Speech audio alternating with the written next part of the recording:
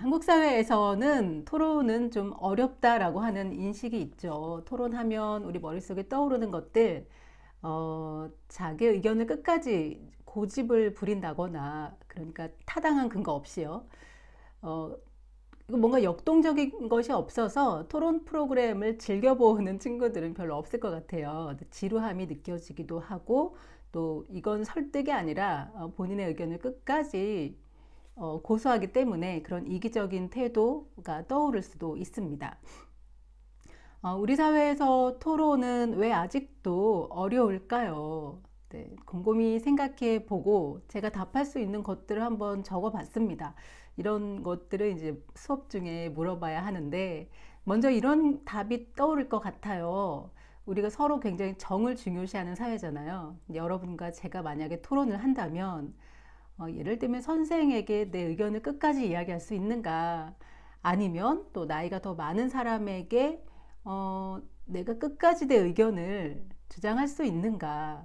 이런 것들, 아직 수직적인 문화가 많이 남아있는 이제 한국 사회에서는 어려움으로 다가올 수 있습니다. 위계 질서라던가 서열 의식, 동등한 입장에서 뭔가 토론을 한다는 것이 물음표일 수 있겠죠. 그리고 학생들의 입장에서 생각을 해보면, 토론식 수업이 많이 이루어진다고는 하지만, 그래도 많은 수업들이 주입식으로 이루어져 있죠. 그래서 내가 생각을 어떤 것들을 정리해서 말한다는 것이 어려울 수 있습니다. 그리고 위에서 같은 맥락인데, 위계 질서라던가 이런 것들이 의사결정을 합리적으로 한다기보다는 뭐 경험이 많은 사람의 의견을 따른다거나 뭐 이런 것들이 있을 수 있죠. 자, 그리고 체면이라던가 겸손함 이런 것들을 가치 있게 여기는 사회 분위기가 있죠. 그래서 뭔가를 똑부러지게 이야기할 때, 아유, 그래, 너 잘났다. 뭐, 이렇게 하는, 평가도 받을 수 있어서, 아직은 토론을 어려워할 수 있지 않을까라는 생각을 해봤습니다. 자, 물론 저는 토론이 맞는 뭐 해결책이라고 생각하지 않습니다. 여러분들도 그렇죠. 근데 우리가 살다 보면 내 생각을 반드시 말해야 될 때가 있습니다. 내가 말하지 않으면 피해를 볼 수 있다라던가 나의 권리를 제대로 찾을 수 없을 때가 있죠. 이럴 땐 말을 해야 하죠. 그런데 우리가 스피치를 시작할 때 이야기한 것처럼 설득이라고 하는 것은 논리적인 근거만으로 이루어지는 것은 아닙니다. 맨 처음에 인격적인 공신력이 있어야 하고, 그래도 안 된다면 어떤 감정적인 호소가 먼저 이루어질 수도 있죠. 자, 그런데 이걸로도 안 될 때 우리는 합리적인 근거, 또 정확한 사실 이런 것들에 입각해서 나의 주장을 펼칠 필요가 있습니다. 그러니까 반드시 내가 말을 해야 될 상황이라고 판단이 섰고, 또 이 상황에서 내가 만약에 물러선다면 여러 가지 피해라던가 어떤 다수의 피해가, 그리고 이것이 내가 정의로운 것이라고 판단을 한다면 말을 해야 하겠죠. 인격적인 호소, 감정적인 호소, 이 정도에선 대부분 설득이 일어나지만, 정확하게 내 의견을 말해야 할 때 설득, 토론이 진행되어야 하겠죠. 하지만 토론이라고 하는 것은 말빨을 세우는 것이 아니죠. 말을 잘한다고 하는 사람들을 분석해 보면 간혹 이런 경우가 있습니다. 구조가 사실 논리적이지 않아요. 같은 말을 반복하고 표현만 다르게 해서 반복하는 경우들이 있죠. 근데 그거는 절대 말을 잘한다고 할 수 없습니다. 그래서 토론이라고 하는 것은 말빨의 싸움이 아닙니다. 논리적인 구조를 갖추어야 하고요. 또 정확한 자료들을 제시할 수 있어야 하죠. 그래서 토론이라고 하는 것은 의사결정을 하는 데 있어서 굉장히 수준 높은 방법이어서 훈련을 좀 해야 하고, 또 이 기본적인 구조들을 좀 익히는 이런 과정이 필요합니다. 자, 토의와 토론 이런 거 제가 기억하기에는 초등학교 때 교과서에 나오는 것으로 알고 있습니다. 토의와 토론 그리고 논쟁이 어떻게 다른지 한번 간략하게 살펴보죠. 토의는 어떤 문제를 검토하거나 협의하는 일입니다. 그래서 의견을 서로 교환을 하고 이 상황에서 어떤 것이 가장 최선의 방법이 될 수 있는지 협동적으로 활동을 하죠. 의견을 교환하면서 대체적인 형식, 시작을 하고 뭔가 결정하는 과정이 있고 이렇죠. 자, 하지만 토론은 의견이 서로 대립될 때, 서로 완전히 대립되거나 아니면 방향이 같다 하더라도 또 세부적인 면에서 대립될 때 서로 의견을 이야기하면서 논의를 합니다. 내 주장을 밝히고 거기에 대한 근거가 무엇인지를 제시하고, 그러므로 인해서 상대방을 나의 생각 쪽으로 조금이라도 옮겨오게 하는 설득이 목표가 되겠죠. 대립적이고 주장과 반박이 이어집니다. 질문을 하고 거기에 대한 응답을 주기도 하죠. 토론은 입론, 그리고 반론, 그다음에 교차조사, 뭐 혹은 최종 발언 이런 식으로 규칙이 굉장히 엄격하게 요구됩니다. 물론 자유토론도 있지만 대부분의 토론은 누군가가 먼저 발언을 하고 거기에 대해서 반박을 하고 이런 식으로 진행이 되죠. 자, 논쟁은 공격하는 것, 싸우는 것, 말싸움이죠. 말 그대로. 내 주장만 하고 필요하다면 굉장히 비난을 하기도 하죠. 별다른 규칙이 없고 논리도 없는 경우도 있습니다. 그래서 우리가 어떤 상황에서 논쟁은 좀 논쟁에까지 가는 건 배제해야 되고 훈련을 배우고 내 생각에 뭔가 좀 더 그래도 합리적인 의사결정을 하고 싶다면 토의와 토론의 과정을 거쳐야 되겠다라고 하는 인식이 있어야 하겠죠. 자, 그럼 의사결정의 역사를 한번 살펴보겠습니다. 자, 과거에 리더 한 명이, 강력한 리더가 개인의 카리스마를 바탕으로 해서 집단을 이끄는 이런 방식이 독재겠죠. 물론 왕권 시대의 방식일 수도 있겠고, 우리나라는 어떤 민주주의 정권이 들어서기 이전까지는 독재 정권이 있었죠. 그래서 대통령제를 시행한다 하더라도 그가 절대적인 권력을 가지고 지배를 하는 이런 형태를 독재이고요. 이건 뭐 의사결정을 혼자 하는 거죠. 자, 이후에 민주주의 사회로 이행을 하면서 가장 대표적인 의사결정 방식으로 자리 잡은 것은 다수결의 방식입니다. 더 많은 사람들이 원하는 것을 이 집단의 의견으로 결정하는 거죠. 자, 그런데 우리는 이 다수결의 방식이 물론 우리가 지금 선택할 수 있는 좋은 방법이지만 이것은 우리 구성원 모두가 지혜로운 판단을 할 수 있다라는 것을 전제합니다. 지혜롭게 판단하고 이것이 도덕적인지 그렇지 않은지를 충분히 판단할 수 있는 의식 수준을 가지고 있을 때 다수결은 합리적인 방법이 될 수 있겠죠. 다수결의 한계에 대해서는 이제 알고 있죠. 뒤에서 좀 이야기해 보도록 하겠습니다. 그리고 이거보다 조금 더 발전된 형태가 복수 선택 의사결정 방법인데요. 다수결이 하나의 의견만을 선택할 수 있다라고 한다면 복수 선택은 내가 지지하는 의견을 2개, 3개까지도 선택할 수 있는 것입니다. 그래서 이것도 뒤쪽에서 추가 설명을 하겠지만 개개인의 의견이 굉장히 잘 반영되는 결과를 가져오게 됩니다. 자, 그리고 이제 만장일치 방법이 있죠. 이 집단이 모두 다 동의하는 방법으로 이 집단의 의견을 내세우는 것입니다. 모두가 합의를 이루어서 하나의 안을 만드는 것은 굉장히 어려운 일입니다. 진심으로 합의가 이루어진다는 것이 과연 가능할까라는 생각이 들기도 합니다. 누군가가 양보를 하고 포기를 했을 때 일어나는 현상이 아닐까라는 그런 생각을 저는 하기도 하죠. 만장일치에 이르기 위해서는 정말 지루할 정도로 오랜 시간의 합의 과정이 필요하죠. 이 과정에서 토의가 이루어지기도 할 테고 토론이 이루어지기도 하겠죠. 그래서 여러분 교재에 보면 제가 만장일치의 어떤 한계점에 대해서 이야기를 적어놨죠. UN 등의 어떤 국제기구에서도 만장일치의 의사결정 방법을 채택하고 있습니다.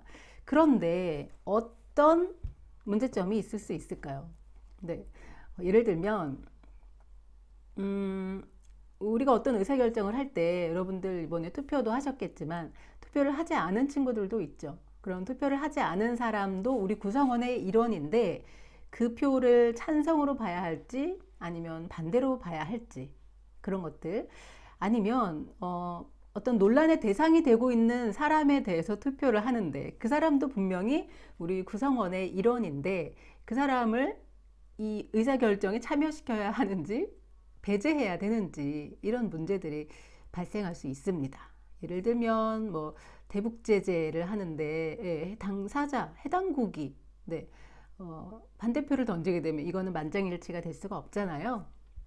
그런 식의 문제점들이 있습니다만 집단의 의사결정 방식에서 만장일치는 가장 이상적인 방법임에는 분명하겠죠.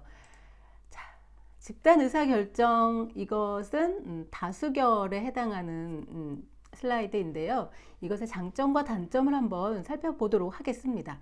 자, 보다 많은 사람들이 원하는 것으로 방법을 선택했어요. 그랬을 때 좋은 점은 내 개인적인 의견이었음에도 불구하고 이것을 다 같이 이야기할 때 이것이 그러면 내 개인의 의견이 더 이상은 아니겠죠. 우리 사회의 문제가 되고 또 이런 것을 같이 의논할 수 있는 공론화의 계기가 될 수 있습니다. 그리고 주제에 대해서 우리가 생각하지 못하고 있다가 누군가가 이 문제에 대해서 같이 이야기하고 우리가 의사결정을 해봅시다 라고 한다면 주변에 환기가 일어날 수 있겠죠. 제가 환기에 대한 추가 설명 붙여놨습니다. 그런 것도 가능하겠구나 라는 거죠. 그리고 이 과정에서 많은 사람들의 의견을 수렴할 수 있습니다. 자, 제가 여기 파란색으로 마스크 구입이라고 써놨습니다. 자, 마스크를 구입을 하는데 이건 개인적인 문제일 수도 있죠. 내가 마스크 황사라던가 아니면 지금 코로나 같은 상황에서 마스크를 구입을 하려고 하는데 뭐 약국을 뭐 2번, 3번 가도 살 수가 없어요. 그래서 아니면 마스크의 가격이 너무 비싸서 내가 대량으로 구입을 할 수가 없는 거죠. 이걸 그냥 개인적인 문제로 치부해버리면 개인의 문제로 끝날 수 있습니다. 하지만 이러한 문제를 겪고 있는 많은 사람들이 모여서 이런 문제가 있는데 우리 어떻게 해결하면 좋을까요? 네, 개인의 문제를 사회화시키고 공론화시키는 과정이 되겠죠. 그게 바로. 그래서 여기에 대해서 전혀 문제를 느끼지 않았던 사람이 만약에 있었다면 그래 마스크를 구입할 때 어떤 집단에서는 그런 문제가 발생할 수도 있구나 라는 생각을 하게 되겠죠. 자, 하지만 다수결의 단점은 우리가 배워왔었죠. 많은 사람들이 아까 전제가 됐던 게 무엇입니까? 다수결이 좋은 의사결정 방법이 되기 위해서는 그 의사결정에 참여하는 사람들이 모두 충분히 지혜롭고 이성적이고 양심적인 사람들이어야 하는데 불행히도 다수가 그렇지 못하다면 이건 다수의 횡포가 될 수 있겠죠. 아니면 정의로운 소수들이 말하지 않고 가만히 있다면 이런 문제가 발생할 수 있습니다. 그리고 발표자 중심의 진행이라고 하는 것, 의견을 표현해야지만 우리가 이걸 사회화든 공론화든 할 수가 있는데 말하지 않는 사람의 생각은 알 수가 없습니다. 그래서 말하고 있는 사람 중심으로 이런 것들이 진행될 수 있고 또 여기에서 또 결정적인 문제는 집단 사고의 문제가 발생할 수 있다는 거죠. 우린 집단 지성이라는 말을 알고 있고 집단 사고라는 말도 알고 있습니다. 집단 지성은 우리 개개인의 지식들이 모였을 때 시너지 효과가 발생할 수 있다는 것이라면 집단 사고라고 하는 것은 그러니까 의사결정 과정에서 발생하는 일종의 착각 같은 것입니다. 어떤 거냐면 응집력이라고 하는 것은 서로 똘똘 뭉치려고 하는 성격이잖아요. 한 동아리가 있다고 해요. 한 15명 정도. 소규모의 응집력이 높은 어떤 집단에서 오늘 점심 뭐 먹을까? 아니면 우리 이번에 MT 어디로 갈까? 이런 것들에 대해서 의사결정을 할 때 어떤 이의가 다른 의견이 나오는 것을 좀 배제하려고 하고 좀 쉽게 합의를 하려고 하는 이러한 경향을 집단사고라고 합니다. 네. 그러니까 이 집단사고는 분명히 다른 의견을 가지고 있을 수 있는데 지위가 높은 사람이 뭔가 의견을 내놓았을 때 네, 네, 뭐 그걸로 하죠 뭐. 뭐 다른 의견 누구 있나요? 네, 없는 것 같으니까 뭐 부장님 의견으로 하시죠. 아니면 교수님 의견으로 하시죠. 뭐 이런 식으로 쉽게 쉽게 가려고 하는 거죠. 그래서 이 집단 사고를 통한 의사결정이 올바른 방향이라면 다행이지만 그렇지 않을 가능성이 충분하죠. 그래서 이런 다수결을 통한 의사결정은 집단 사고의 오류에 빠질 가능성이 있다라는 걸 알아둘 수 있겠죠. 자, 그리고 집단 사고보다 한 단계 더 발전된 형태가 복수 선택이었죠. 이 복수 선택을 할 수 있는 방법들은 몇 가지 있는데 그 중에서 질적 의사결정이라고 하는 명목 집단법에 대해서 한번 알아보겠습니다. 이건 말 그대로 보이는 것만 집단적으로 사고하는 거지 사실은 개개인의 의견들이 충분히 검토된 결과를 가져오게 됩니다. 최종적으로는요. 이 방법은 우리가 집단의 구성원이 됐을 때 뭔가 의사결정을 해야 된다면 독립적으로 모두 의견을 밝힙니다. 그리고 나중에 투표를 통해서 결정을 하는 거죠. 이렇게 되면 어떤 좋은 점이 있을까 살펴보도록 하죠. 자, 일단 진행 방법은 안건을 정하고 서로 토의를 하지 않고요. 개인적으로 거기에 대한 어떤 해결책이라던가 아니면 뭔가 자기 생각을 정리하게 합니다.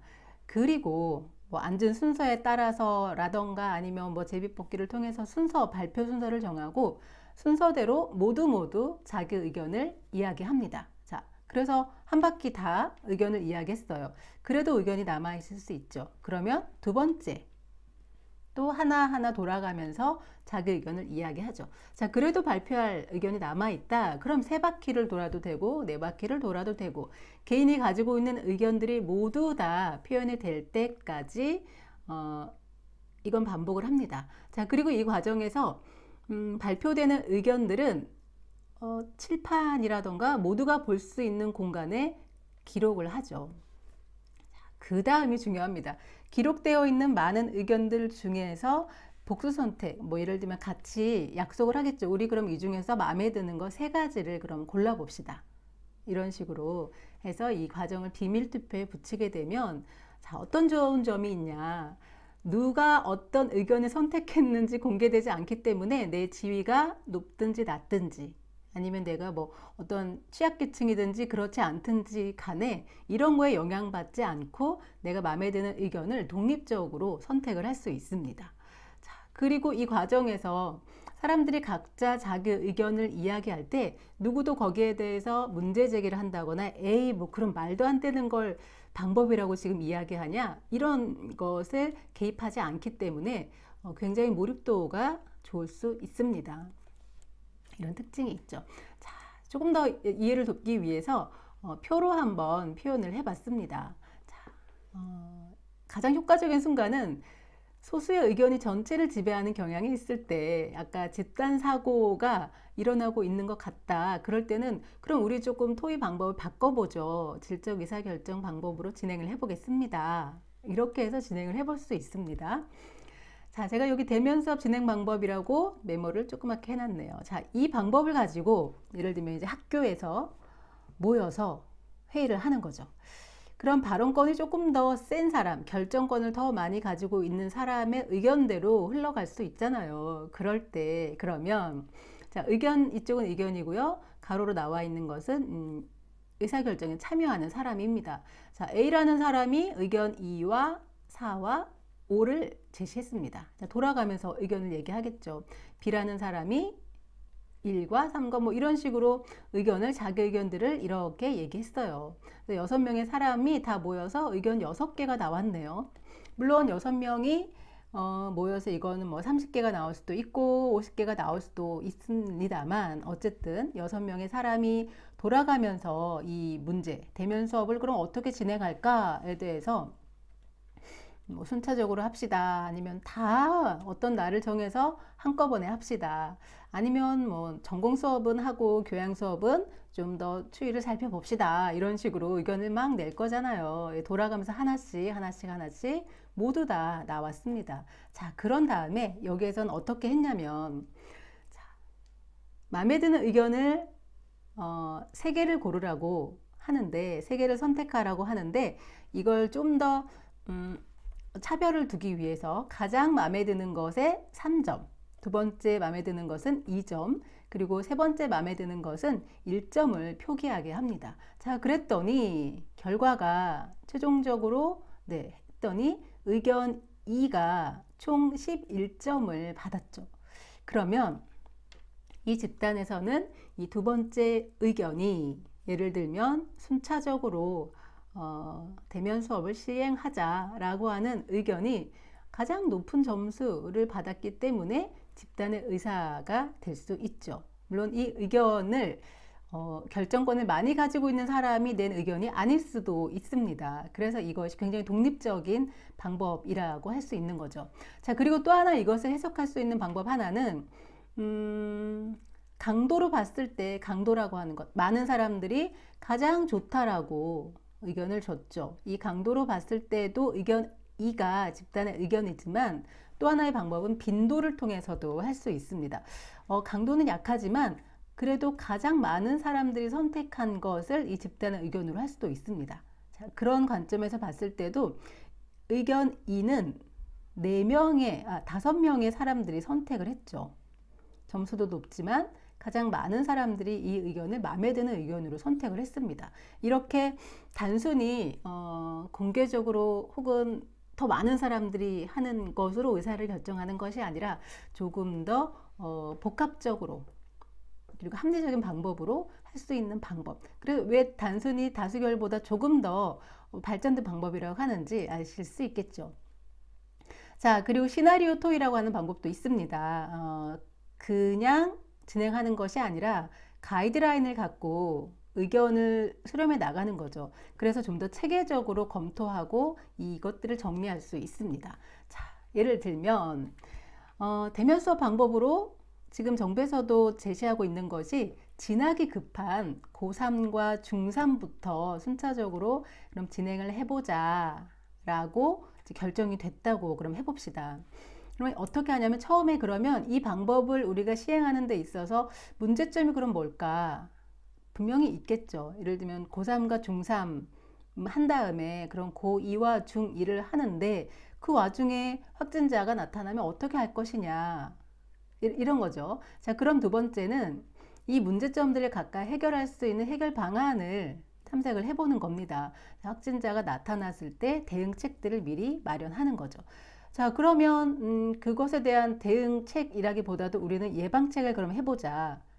등교할 때마다 열이라던가 이런 증상들을 모두 다 체크하고 뭐 그런 것들이 해결 방안으로 나올 수 있겠죠. 자, 그러면 해결 방안까지 나왔으면 다음 단계 장애 요인을 검토해 봅니다. 그러면 등교할 때 아이들의 체온을 다 측정하고 이런 것들을 시행하는 데 있어서 방해가 되는 건 뭘까? 네, 일단은 지금 생각할 수 있는 것들은 시간이 너무 많이 걸리겠죠. 몇백 명의 학생들 혹은 몇천 명의 학생들을 일일이 뭐 체온을 체크하고 이런 것들, 그리고 무증상자들이 있잖아요. 그럼 그 친구들을 어떻게 해야 하는지 이런 것들이 장애 요인으로 검토될 수 있습니다. 자, 그렇다면 실행 가능한 지침을 진짜 생각해 보는 거죠. 진학이 급한 고3부터 중3까지 순차적으로 개학을 하는 데 있어서 장애 요인까지 검토를 해봤으니까 당장 실행 가능한 것, 그러면 모두 집에서 체크를 한 다음에 체온이라던가 이런 증상이 있을 경우에는 온라인으로 수업을 듣게 한다거나 뭐 이런 식의 방안들을 제시를 할 수 있겠죠. 그래서 질적 의사결정 방식에서 시나리오 토의 방식은 논의된 안건에 대해서 단계적으로 비판적으로 검토가 가능합니다. 그리고 이 과정에서 보다 분석적으로 의견을 수렴할 수가 있게 되겠죠. 그래서 지금까지 해서 의사결정을 하는 것, 토론도 굉장히 좋은 방법이지만 그 이전에 토의의 과정, 토론의 끝에서 뭐가 어떤 양쪽 의견 중에 하나가 결정이 됐다면 그것으로 끝나는 게 아니라 이거를 좀 더 심층적으로 의논을 해볼 수가 있는데 그런 것들이 단순히 다수결에서 끝나는 것이 아니라 복수 선택, 질적 의사결정 방법이라고도 하는데 이렇게도 할 수 있는데 어떻게 할 수 있는지 구체적인 것 중에서 두 가지를 알아봤습니다. 자, 이제 다시 토론으로 돌아오면 토론 능력이라고 하는 건 뭐겠습니까? 단순히 말빨 세게 하고 이런 거 아니죠. 읽고 쓰고 말하고 자료 조사하고 분석하는 능력이겠죠. 글을 잘 쓰는 친구들이 토론을 잘할 가능성이 높습니다.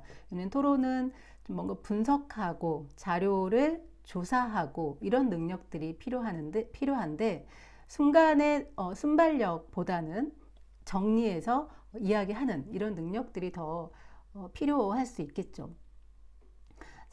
그리고 어떤 갈등 상황, 의견이 일치하지 않는 상황에서 이걸 극복해 나가려고 하는 협박이나 뭐 어떤 물리적인 이런 것들이 아니라 의견의 제시를 통해서 합리적으로 극복하려고 하는 과정에서 민주주의 사회에서 적합한 시민 의식이 길러질 수가 있겠죠.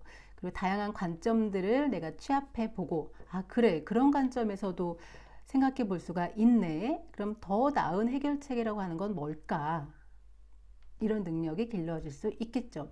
그리고 무엇보다도 상대가 하는 말을 내가 들어야 하잖아요. 무슨 말을 하고 있는지 들어야 내가 반박을 할 수가 있기 때문에 듣고 이해하고 판단하는 능력, 이런 것들이 필요로 하고 또 토론의 과정에서 이런 능력들이 향상될 수가 있습니다. 자, 그럼 이제 토론의 규칙에 대해서 살펴보겠습니다. 자, 우리가 이런 경우가 있죠. 어떤 상황에서 질문 있는 사람, 수업이 끝났을 때 제가 질문이 있나요? 라고 물어볼 때 아무도 질문을 하지 않아요. 그러면 네, 그러면 질문이 없는 것으로 이해하고 수업을 마치도록 하겠습니다. 이렇게 하죠. 입장을 밝히지 않는 것은 대부분 암묵적 동의를 의미합니다. 네, 그렇게 해석이 되죠. 암묵적이라고 하는 것은 내가 의사를 밝히지 않았지만 별다른 이야기를 하지 않았기 때문에 동의하는 것으로 해석해도 된다. 이렇게 일반적으로는 받아들여집니다. 자, 그리고 어떤 문제의식을 여러분들이 지금 현재 느끼지 않고 있다면 현재 상황에 대해서 별다른 불만이 없는 것으로 판단할 수 있겠죠.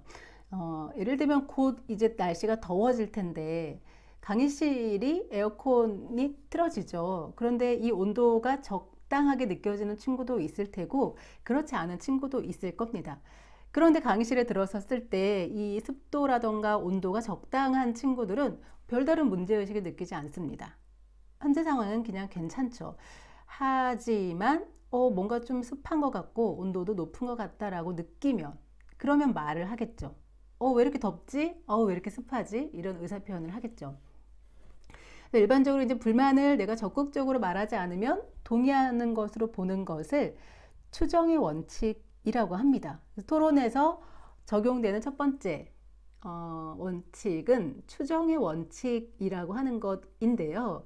이게 왜 그러냐면 토론을 할 때 먼저 말하는 사람이 있고 나중에 말하는 사람이 있죠. 먼저 나와서 이야기하는 사람은 어떤 사람일까요? 네, 뭔가 문제의식을 느끼고 있는 사람이고 거기에 대해서 현재 상황에 대해서 만족하지 않고 뭔가 다른 방향으로 변화가 됐으면 좋겠다라고 생각하는 사람이겠죠. 전반적으로 그런 걸 느끼지 않는 사람은 말할 필요성을 느끼지 못하니까요. 자, 그럼 토론에서 누가 먼저 말을 하는가? 라는 질문을 던졌을 때 우리가 목마른 사람이 우물을 파는 것처럼 불만이 있다거나 아니면 현재 상태가 뭔가 다른 방향으로 변화되기를 원하는 사람이 먼저 발언을 합니다. 그게 바로 찬성 측의 입론이 되겠죠. 그럼 거기에 대해서 뭐 또 다음 차례가 이어질 겁니다. 우리 현실 사회에서도 보면 현실에 대해서 뭔가 변화를 원하는 사람이 있고 또 현실이 이 상태로 괜찮기 때문에 그대로 지켜지기를 바라는 사람이 있을 수 있습니다. 사안에 따라 다르겠고 전반적으로 어떤 특징을 보일 수도 있겠죠. 그래서 뭔가 현실에 대해서 변화하기를 바라는 사람들을 어떤 진보적인 성향을 가지고 있다라고 보기도 하고 또 현재 것들이 만족스럽기 때문에 이런 것들이 그대로 유지되었으면 좋겠다라고 하는 사람들을 보수적인 성향의 사람이라고도 합니다. 자, 그러면 토론에서는 현실이 변화되었으면 좋겠어요 라고 하는 사람들이 말을 할 테고 이들은 누구를 향해 말을 할까요? 자, 기득권이라는 표현 아시죠? 어떤 절차를 밟아서 이미 어떠한 권한을 갖고 있는 사람들. 일반적인 구조에서는 20대 학생들은 많은 기득권을 갖고 있지 않죠. 30대, 40대, 50대, 60대 이런 분들은 그동안 세월이나 여러 가지 절차를 통해서 많은 권한들을 가지고 있습니다. 근데 젊은 친구들은 기득권들이 가지고 있는 많은 권리들이 좀 더 변화가 되어서 나에게도 어떤 권리들이 더 왔으면 좋겠고, 아니면 나의 동의를 얻지 않은 이런 제도들이 변화했으면 좋겠고, 네, 그래서 과거의 대학생들은 이런 것들을 전하기 위해서 시위를 한다거나 이런 일들도 있었죠. 토론회에서 그런 역할은 찬성 측의 입론의 역할로 보시면 되겠습니다. 자, 그러면 먼저 그런 말을 했습니다. 먼저 말을 하는 사람들에게는 굉장히 무거운 의무가 생기게 되는데요. 네가 말했으니까 네가 책임져. 이겁니다. 간단히 말하면. 먼저 말하는 사람은 입증의 의무를 견뎌야 합니다. 자, 만족하고 있는 사람들도 분명히 있습니다. 그런데 나는 이러이러한 이유로 인해서 지금 상황이 만족스럽지 않아. 그래서 변화해야 돼. 라고 말하려면 그럼 이 변화가 왜 타당한지, 기존 방식은 왜 문제가 있는 건지, 그리고 내가 주장하는 방식이 어떻게 이것들을 해결할 수 있는지를 반대하고 있는 사람들 혹은 만족하고 있는 사람들을 충분히 납득시켜야 하겠죠. 그게 바로 입증의 의무입니다. 먼저 말을 꺼냈기 때문에 이것이 왜 타당한지를 내가 직접 입증해내야 합니다. 자, 여기까지 설명을 들어도 여러분들은 그러면 먼저 말하는 사람, 보통 토론에서는 찬성 측 입론이 먼저 발언을 시작하게 되는데 그 사람에게 얼마나 큰 책임이 있는지, 얼마나 막중한 의무를 갖고 있는지를 어느 정도는 이해하셨을 겁니다. 자, 이럴 수 있잖아요. 변하자고 이야기하는 건 누구나 할 수 있습니다. 그런데 그 변화의 타당성을 입증하는 것은 좀 어려운 문제죠. 왜냐하면 변화를 주장했어요. 근데 이게 어설픈 거죠. 아니면 뭔가 상황을 더 악화시킬 수도 있습니다. 그래서 문제를 확실히 개선할 것이 아니라면 변화하자라고 주장하는 것은 위험 부담이 있습니다. 괜히 그 사람의 말을 따랐다가 변화라고 하는 것은 불분명하잖아요. 불확실한 것이잖아요. 그렇게 했을 때 더 나빠졌다면 책임은 모두 먼저 말한 사람에게 있게 되겠죠. 자, 그렇다면 앞서 이야기한 것처럼 토론에서 먼저 발언하는 찬성 측의 정체는 무엇일까요? 정체라는 표현이 좀 이상하긴 한데 말한 것처럼 변화를 원하는 이런 집단들이겠죠. 자, 예를 들면 지금 정부에서는 긴급재난지원금을 온 국민에게 지급하기로 결정을 했습니다. 근데 처음에는 이게 50%, 하위 50% 혹은 70% 소득을 기준으로 했을 때 어떤 사람들에게 지원금을 줘야 할지에 대한 논의가 있었죠. 아니면 혹은 그 이전에 긴급재난지원금을 지급해 달라라고 말한 사람들은 어떤 사람들일까요? 네, 우린 추측할 수가 있겠죠. 경제적으로 넉넉하고 지금 상황에 대해서 어떠한 문제도 느끼지 않는 사람들이라면 긴급재난지원금의 필요성조차도 느끼지 않겠죠. 하지만 지금 소상공인들, 그러니까 자영업자들 혹은 어떤 이런 상황으로 인해서 경제적으로 어려움을 겪고 있는 사람들은 지금 상황이 그대로 됐을 때 나에게 많은 피해가 어려움이 있을 수 있으니까 이런 것을 먼저 요청할 수가 있겠죠. 그래서 긴급재난지원금을 해달라. 자, 먼저 이야기하는 사람들은 어떤 입장의 사람일지 이해가 됐을 겁니다. 자, 그럼 초안이었던 70%만 지급하자라고 했을 때 반대하는 사람들은 어떤 사람들이었을까요? 상위 30%에 해당하는 사람들만 반대한 것은 아닙니다. 예를 들면 이재명 경기도지사의 경우에는 경기도민들에게 100% 지급을 하는 것에 대해서 부자가 죄는 아니다. 이들도 세금을 오히려 더 많이 냈고 또 재난 상황에서 모든 사람들은 동일한 피해를 얻기 때문에 100% 지급을 해야 된다. 이런 이야기를 하기도 했으니까요. 그래서 긴급재난지원금이라고 하는 현안에 대해서도 누가 먼저 발언을 하는지 우리는 좀 추정을 해볼 수 있습니다. 자, 그러면 이제 나중에 말하는 사람들이 있겠죠. 보통은 반대측 입론에 해당하는데요. 내가 들어보니까 내가 느끼기엔 별 문제가 아닌데 문제라고 말하네. 네, 가만히 있다가는 저 사람들이 하자는 대로 이게 될 것 같아 라고 하는 위기의식을 느껴서 그거 아닙니다 라고 나와서 조목조목 증명을 해야 되겠죠. 그게 바로 나중에 말하는 사람이 가져야 하는 의무이고 반증의 의무라고 합니다. 상대 주장대로 내가 다 했다가는 별로 문제가 아닌 것 같은데 저 사람이 문제를 삼네, 문제거리로 만드네. 그래서 이건 문제가 아니라고 하는 것을 내가 충분히 말을 해야 되겠어. 반증을 해야 되겠어. 되겠죠. 반증의 의무입니다. 반증의 의무는 이런 식으로 하게 되겠죠. 예를 들면 찬성 측에서 긴급재난지원금을 지급해야 됩니다. 첫 번째 뭐 초유의 어떤 재난 상황에서 많은 사람들이 경제적인 어려움을 겪고 있습니다. 그리고 사회적 거리두기로 인해서 집안에만 있었기 때문에 소비가 일어나지 않아서 어떤 문제가 있습니다. 뭐 이런 식으로 주장을 했다면 그러면 나중에 말하는 자가 듣고 있다가 아닙니다. 그건 문제가 되지 않습니다. 라고 하던가 혹은 작은 문제이긴 하지만 예를 들면 뭐 자영업자들이 어려움을 겪는 것 지금 문제이긴 하지만 그렇게 심각하지 않습니다. 이것은 뭐 한두 달 경기가 회복되면 얼마든지 뭐 해결될 문제입니다. 이런 식으로 할 수도 있겠고 혹은 문제라고 하는 것 어려움을 겪고 있는 것을 인정하지만 긴급재난지원금을 지급하는 것으로 이 문제가 해결될 수는 없습니다. 이렇게 주장할 수도 있겠죠. 네, 그건 해결할 수 없는 문제입니다. 아니면 어느 정도 해결할 수는 있겠지만 부작용이 더 심각할 수 있습니다. 예를 들면 지금 뭐 재난지원금 받은 것들이 온라인상에서 매매가 되고 있잖아요. 뭐 그런 문제들을 해서 그 부작용을 그러면 어떻게 할 거야? 어떻게 해결할 거야? 그러니까 안 하는 게 더 낫지. 이렇게 할 수 있겠죠.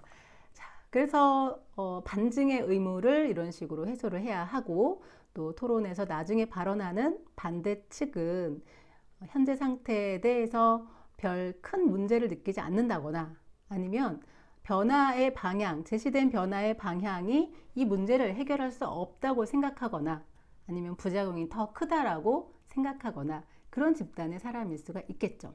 자, 긴급재난지원금을 지급하자, 100% 지급하자 이렇게 주장을 하자. 우리나라의 경제부총리 겸 기획재정부 장관인 홍남기 장관은 안 된다라고 끝까지 반대를 했습니다. 우리나라의 재정 건전성이 그걸 문제로, 그러니까 근거로 들으면서 반대를 했죠. 이렇게 어떤 거에 대해서 먼저 말하는 사람은 입증의 의무를 지어야 하고 그리고 이걸 듣다가 나중에 말하는 사람 그건 아니야 그건 아니야 그건 아니야 라고 이야기할 때는 반증의 의무를 반드시 해야 하겠죠. 그래서 입증의 의무와 반증의 의무 그리고 그 이전의 추정의 원칙까지 여러분들이 충분히 이해를 하셨을 거라고 믿습니다. 자, 그럼 이제 우리가 토론을 할 때 찬성 측과 반대 측이 앉는 자리가 고정되어 있는데요. 그렇다고 이게 완전히 절대적인 진리는 아니지만 보통은 관중이 봤을 때 왼쪽에 찬성 입론 먼저 말하는 사람이 앉고요.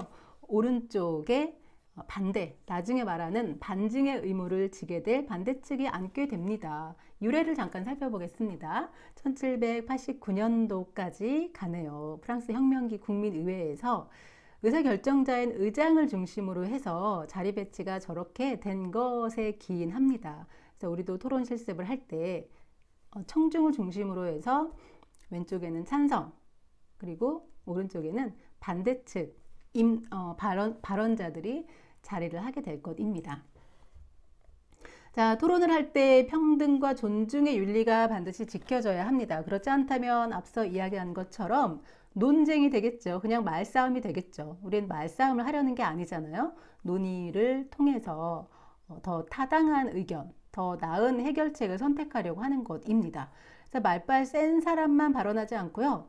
발언 순서와 발언 시간이 모두 공정하게 돌아갑니다.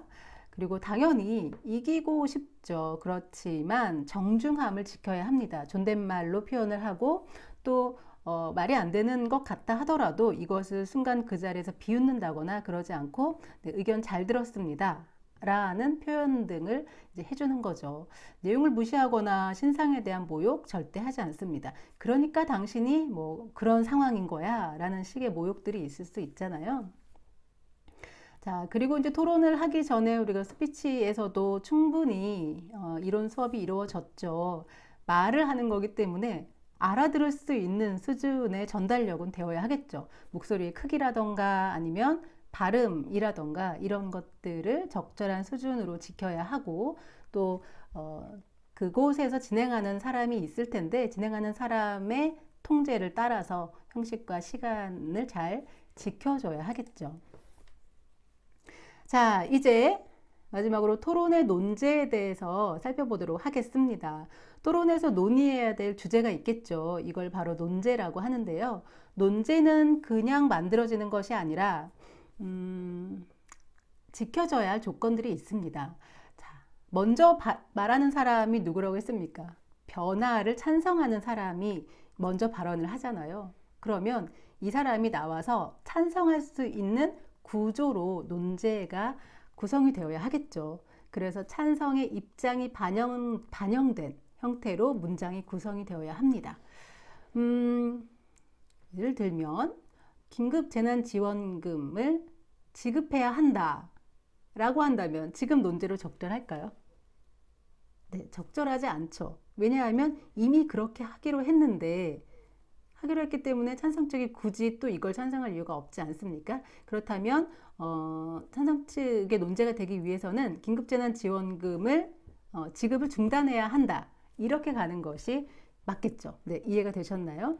여기에 대해서는 앞으로 또 이야기할 기회가 많이 있을 겁니다. 자, 그리고 논제에는 하나의 주장만 담겨 있어야 합니다. 지급을 중단하고 선별적으로 재지급해야 된다. 이런 식으로 되면 논제 안에 하나의 문장 안에 두 가지의 주장이 들어가게 되죠. 그러면 초점도 흐려지고 또 몰입도도 떨어질 수가 있어서 하나의 토론에는 하나의 논제에는 하나의 주장만이 담겨져 있어야 합니다. 자, 그리고 다른 하나, 마지막 하나는 완성된 문장의 형식으로 제시를 해야 되겠죠. 뭐뭇이 바람직하다, 뭐뭇을 허용해야 한다, 이런 식으로 마침표까지 딱 찍어서 제시를 해주어야 합니다. 그래서 논제는 찬성 측이 나가서 찬성할 수 있게 그들의 입장이 반영된 형식이어야 하고 하나의 주장이 담겨져 있어야 하고 그리고 완성된 문장의 형식이어야 한다라고 이야기했습니다. 논제는 세부적으로 나누면 사실 논제와 가치 논제 그리고 정책 논제로 구분할 수 있습니다. 자, 이 밑에 표를 보면 사실관계를 따지는 것은 주로 어떤 과학적인 사실이나 역사적인 사실이나 아니면 법정에서 이루어지는 재판이라던가 범죄 사실 여부 이런 것들이죠. 범위가 가장 좁을 수 있습니다. 뭐뭇이 맞다, 뭐뭇이 맞지 않다 이런 식으로 다뤄질 수 있겠죠. 그리고 가치 논제는 사실 논제의 범위를 포함합니다. 포함하고 바람직하다, 무엇이 바람직하다, 뭐 바람직하지 않다, 무엇이 정당하다, 아니면 무엇이 가치가 있다, 뭐 이런 식으로 표현이 되겠죠. 자, 그리고 마지막으로 이제 정책 논제라고 하는 것이 있는데요. 어떤 정책을 시행해야 된다, 어떤 정책을 금지해야 된다, 이런 것들인데 이런 것들은 사실과 가치를 모두 포괄합니다. 그래서 정책 논제에는 가장 범위가 큰 성격을 가지고 있고 그 안에 가치와 사실을 포함합니다. 가치 논제는 정책 논제보다는 범위가 적지만 그 안에 사실을 포함할 수 있겠죠. 그래서 가치 논제라고 하는 것은 준정책의 기능이 있습니다. 아니면 긴급재난지원금을 지급하는 것은 바람직하다 라고 했어요. 이건 가치에 대한 것이지만 정책에 관한 것도 될 수 있잖아요. 그래서 이 포함 관계를 잘 이해하신다면 정책 논제가 경우에 따라서 가치 논제가 될 수도 있고 사실 논제도 될 수 있고, 또 가치 논제는 가치 논제로 끝날 수도 있지만 사실 논제가 될 수 있고, 이렇게 될 수 있겠죠. 자, 그러면 각각 한번 알아보겠습니다. 자, 사실 논제는 어떤 일이 실제로 일어났니? 일어나지 않았니? 라고 하는 것을 주로 다루게 됩니다. 자, 앞서 이야기한 것처럼 과학적인 사실, 뭐 빅뱅 진짜 뭐 일어났니? 뭐 이런 것들이잖아요. 역사적 사실. 네.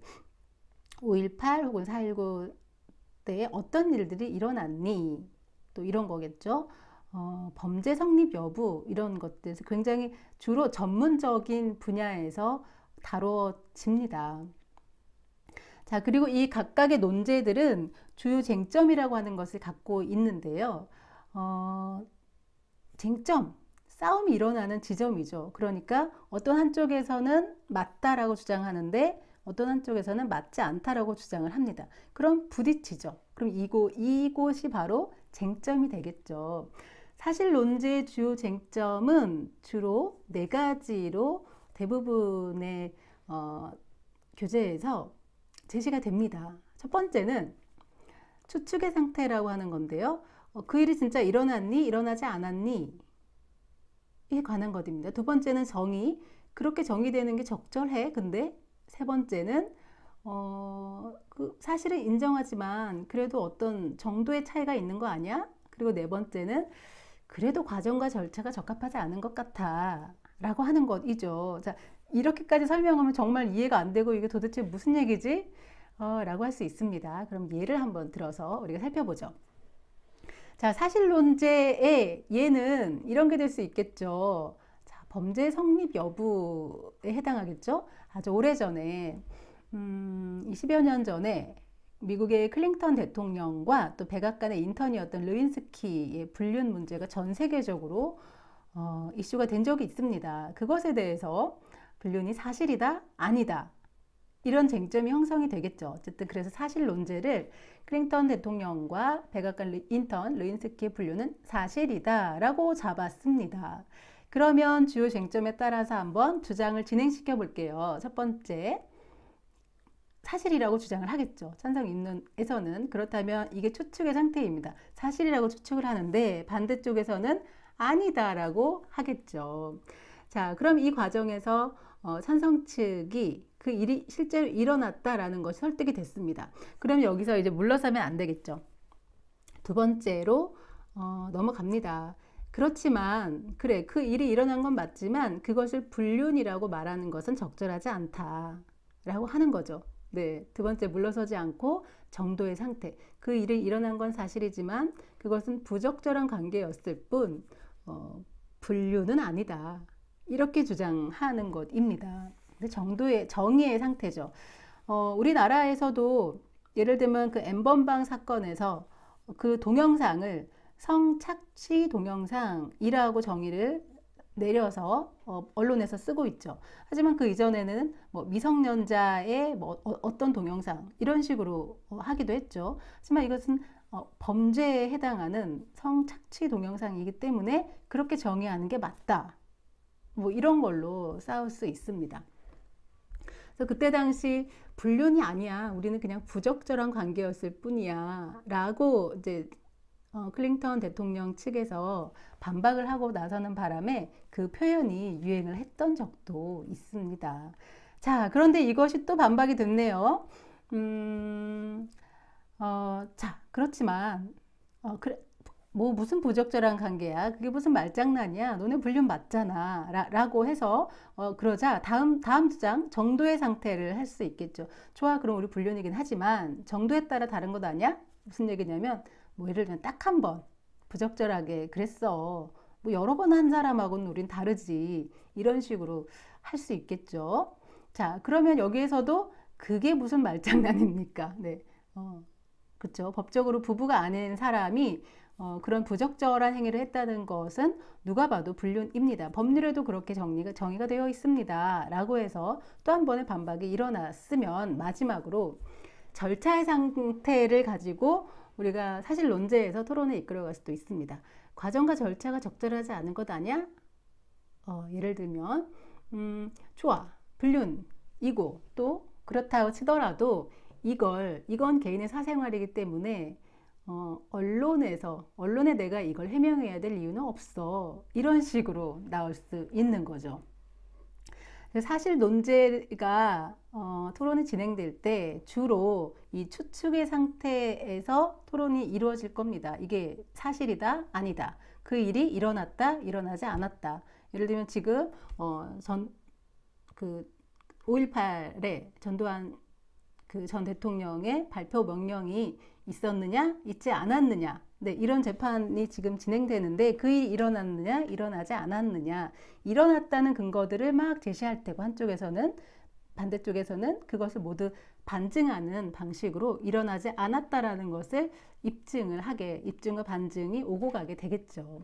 근데 여기에서 만약에 한 발 물러서게 되면 정의의 상태, 또 정도의 상태, 절차의 상태까지 토론이 굉장히 깊이 있게 진행될 수가 있겠습니다. 자, 사실논제는 굉장히 어렵습니다. 하지만 어떻게 진행되는지, 주요 쟁점들이 어떻게 활용되는지 이해가 되셨을 겁니다.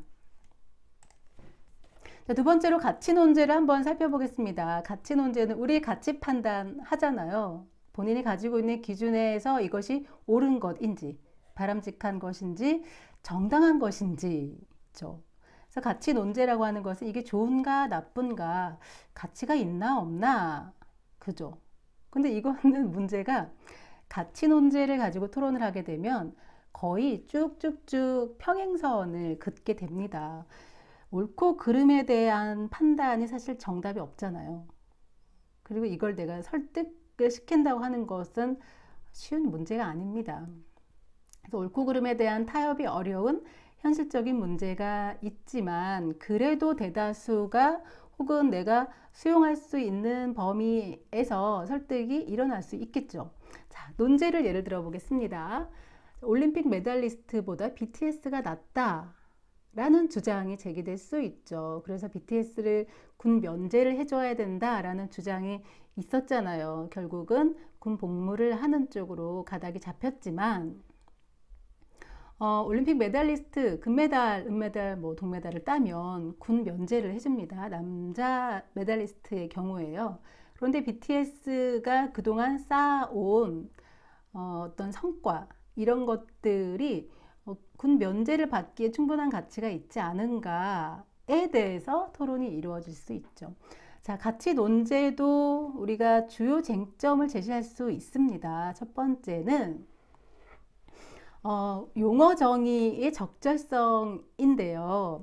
예를 들면 올림픽 메달리스트를 어떻게 정의할 것인가, 이건 쉽죠. 어렵지 않죠. 올림픽에서 금메달, 은메달, 동메달을 딴 선수. 그런데 또 이렇게 될 수 있어요. 굉장히 인기 종목이 있고 비인기 종목이 있죠. 경쟁이 아주 치열한 분야가 있고 상대적으로 경쟁이 덜 치열한 분야가 있을 수 있고 또 기량이 굉장히 뛰어난 선수들만 있는 종목이 있을 수 있고 또 상대적으로 그렇지 않은 종목이 있을 수 있고, 그래서 올림픽 메달리스트라고 하는 개념의 용어 정의가 사전적으로 이루어질 수 있을 것 같으면서도 한편으로는 또 논란의 여지가 있는 것이 세부적으로 용어 정의가 가능하잖아요. 그래서 이것에 대해서 적절성을 먼저 토론에서 논의할 수 있습니다. 그리고 BTS라고 하는 것은 개념 정의가 괜찮을 것 같죠. 여기서 문제가 되는 것은 낫다라고 하는 개념입니다. 도대체 뭐가 낫다는 거냐? 용어 정의의 적절성에서 논의할 수 있겠죠. 예를 들면 경제적인 어떤 이익을 내는 데 있어서 훨씬 낫다라고 정의할 수도 있겠고요. 낫다라고 하는 것, 아니면 국위선양이라고 하는 국가를 전 세계에 알리고 국가의 이미지를 긍정적인 방향으로 잡아가는 데 있어서 훨씬 더 나은 역할을 했다, 이렇게 잡아갈 수도 있겠죠. 용어 정의를 어떻게 하느냐에 따라서 논제의 방향이 달라질 텐데, 그런데 그게 그러면 적절하냐? 그렇죠? 그리고 이건 운동선수와 대중가수인데 두 명을 같은 기준에 놓고 더 나은지 낫지 않은지를 비교하는 게 과연 맞냐라고 하면서 용어정의 적절성을 우리가 입론과 반론에서 제시할 수 있습니다. 그리고 또 우선순위의 적절성도 제시할 수 있겠죠. 쟁점으로 삼을 수 있겠죠. 한쪽에서는 운동선수들을 통한 국위선양 혹은 그것의 가치가 훨씬 더 값지다. 한쪽에서는 아니다. 현재 시점에서 봤을 때는 BTS가 쌓아 올린 성과가 훨씬 더 이들을 능가한다. 네, 어떤 것이 더 우선순위냐? 예를 들면 국가의 어떤 올림픽에서의 그 어떤 위상이냐, 아니면 전반적으로 대중들이 선호하는 것에 대중문화에서의 어떤 위상이냐, 어떤 게 더 나은 가치냐, 이런 식으로 입론과 반론을 주고받을 수 있겠죠. 자, 그리고 판단 기준의 적절성, 더 나은 가치라고 판단하는데 단순히 산술적으로 금액만 가지고 볼 것이냐, 아니면 그 사람이 그런 결과에까지 가기까지 노력을 그러면 기준으로 할 것이냐, 아니면 사람들이 즐거워하는 크기로 할 것이냐, 다양한 의견들이 나올 수가 있겠죠. 그래서 가치 논제로 토론을 진행할 때에도 그냥 생각나는 대로 의견을 제시하는 것이 아니라 이건 역시 계량된 방법이죠. 용어 정의가 적절한지, 우선순위를 지금 뭐가 더 낫다라고 했는데 그게 적절한지, 그리고 이러한 기준으로 판단한 것 같은데 그게 적절하지 않다고 나는 생각한다. 이런 식으로 해서 주요 주장들이 진행이 될 수가 있습니다.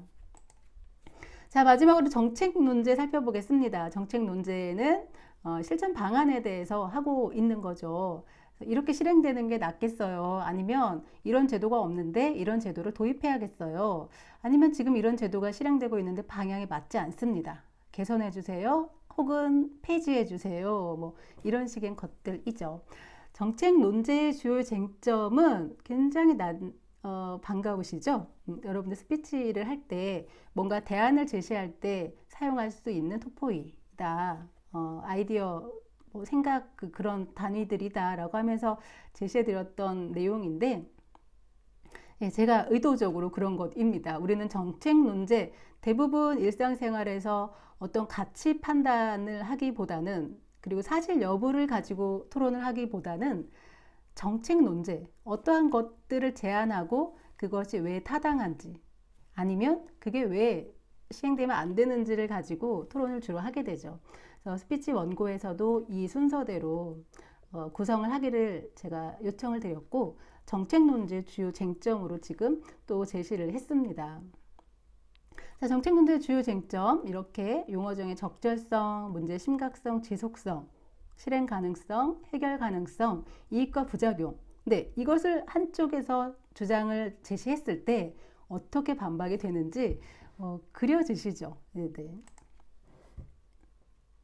자, 그래서 정책 논제의 예시로 정시 비중을 확대해야 한다. 올해 어떻게 될지 모르겠는데 작년에 크게 이슈가 됐었죠. 용어 정의의 적절성부터 입론과 반론을 진행할 수 있습니다. 정시의 비중 확대? 확대라는 게 과연 뭐냐? 기존의 30%에서 50%까지 확대해라. 아니면 100%로 해라. 이런 식으로 하는데 그게 어떻게 확대입니까? 그거는 전면 시행이죠. 이런 식으로 하면서 용어 정의의 적절성 할 수 있고요. 이 문제가 심각하니까 변화하자고 하는 것이지만 여기에 동의하지 않는다면 심각하지 않습니다. 할 수 있겠죠. 지속적으로 일어나지 않을 일시적인 문제입니다. 아니면 또 반박을 한다면 찬성 측에서 제시한 방안은 실행 가능하지 않습니다. 네, 혹은 실행 가능하지만 그 방법으로는 지금의 문제를 해결할 수 없습니다. 네, 그리고 또 마지막으로 가서는 해결을 할 수 있을 수도 있지만 그것으로 인해서 얻게 되는 이익보다는 부작용이 훨씬 더 큽니다. 이런 식으로 주장과 반박, 쟁점 형성해 가면서 진행을 할 수가 있겠죠.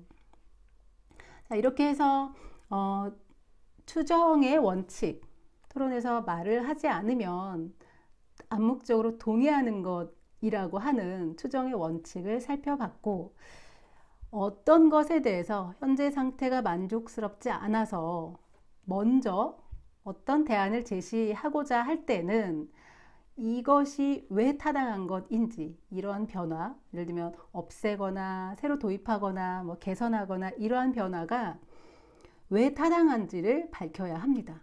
먼저 말하는 사람에게는 굉장히 무거운 입증의 의무가 있다 하였습니다. 자, 그런데 말하는 사람이 원하는 대로 다 할 수 없잖아요. 우리 사회는 굉장히 다양한 의견들이 공존하니까요. 그 의견에 내가 찬성하지 않는다면 에이 싫어, 무조건 싫어, 이게 아니라 왜 안 되는지 논리적으로 의견을 제시해야 하겠죠. 이것이 바로 반증의 의무입니다. 그리고 논제의 세 가지 형식에 대해서 살펴봤죠. 사실 논제, 가치 논제, 정책 논제입니다. 그럼 이번 주 과제는 세 가지예요. 1번, 입증의 의무와 반증의 의무에 대해서 여러분들이 이해한 대로 설명을 해주세요. 그리고 두 번째, 논제의 세 가지 형식에 대해서 정의해 주세요. 사실 논제는 무엇이다? 가치 논제는 무엇이다? 정책 논제는 무엇이다? 인터넷에 검색해서 그대로 붙여넣기 하는 경우가 있었습니다. 그걸 원하는 게 아니고요. 내가 이해한 대로 한번 해보시죠. 자, 그리고 세 번째, 그러면 사실 논제, 가치 논제, 정책 논제, 오늘 슬라이드에 사례가 하나씩 예시가 나왔었잖아요. 그걸 참고해서 사실 논제 하나 만들어 보시고, 가치 논제 하나 만들어 보시고, 정책 논제 하나 만들어서 제출해 주시면 되겠습니다. 자, 이렇게 해서 오늘 토론회 2회 마쳤습니다. 7주차 수업을 마치도록 하겠습니다. 고생하셨습니다.